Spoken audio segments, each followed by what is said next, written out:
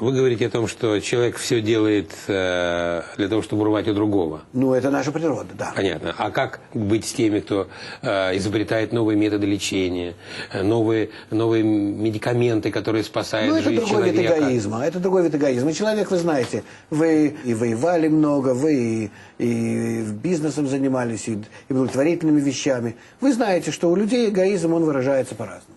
Это не имеет значения. Но дело не в этом. Дело в глобальном рассмотрении всех вопросов. Вот это надо включать нам сегодня в наш расчет. Мы не знаем, как этого сделать. Но мы стоим перед этой проблемой. Ну хорошо, вот вы говорите, не знаем, как сделать. Тогда как к этому поступиться? Воспитать людей, воспитывать постепенно людей, показывать им, что мир – это как один общий организм. Ну, куда мы делимся? А параллельно с этим что, ничего не делать? С кризисом ничего не делать? Перестать изобретать новые электронные приборы? Я вам сказал, нет, почему? Продолжайте делать все, что вы считаете нужным. Но если ваше уже направление будет на то, чтобы в итоге прийти к равновесию с природой, она уже будет к вам относиться сегодня доброжелательно. Вы будете уже пытаться идти...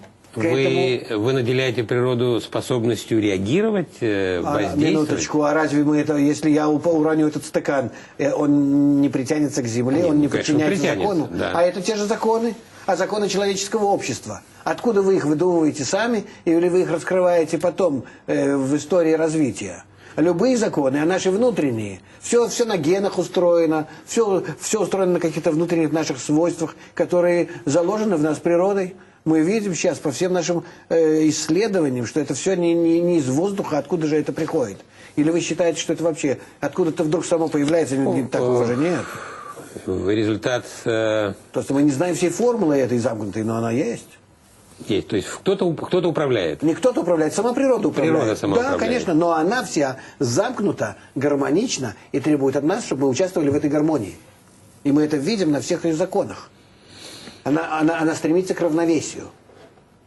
Давление, температура, все, что хотите. Мы с вами прекрасно понимаем, равновесие исключает действие. Для того, чтобы быть в равновесии, не нужно ничего делать. Более того, любое действие нарушает равновесие. Нет, потому как вы находитесь в эгоизме, противоположными ей, то ваше действие к равновесию, а это действие против вашего эгоизма. Тут таки как раз перед вами огромное поле работы.